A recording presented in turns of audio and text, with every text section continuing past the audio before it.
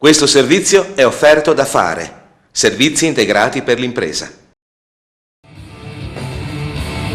È iniziata il 23 giugno, con l'esibizione dei No Speech, la nona edizione di Castelbeer, l'ormai conosciutissima festa della birra che si svolge a Castelguglielmo. La manifestazione si distingue ogni anno per gli spettacoli live che vengono offerti ogni sera, con un occhio di riguardo al rock e band in arrivo da tutto il nord Italia. Venerdì 24, in concomitanza con il Castelvespa raduno, sono saliti sul palco i Rock School, mentre sabato sera è stato il turno dei Wilde Stier, Rammstein Tribute, gli Uppercut in orchestra band e i Revenga, tributo ai System of a Down. Domenica il palco ha preso vita grazie alle canzoni di Vasco con la famosissima Diapason Band e lunedì 27 toccherà invece la tribute band milanese degli AC/DC, i Riff Raff. Martedì la serata sarà dedicata alla musica afro con DJ Yano.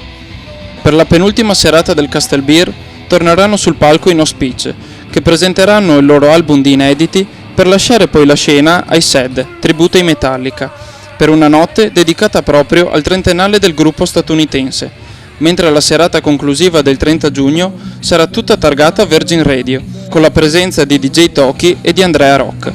E Pianura News non si farà scappare l'occasione di intervistarli.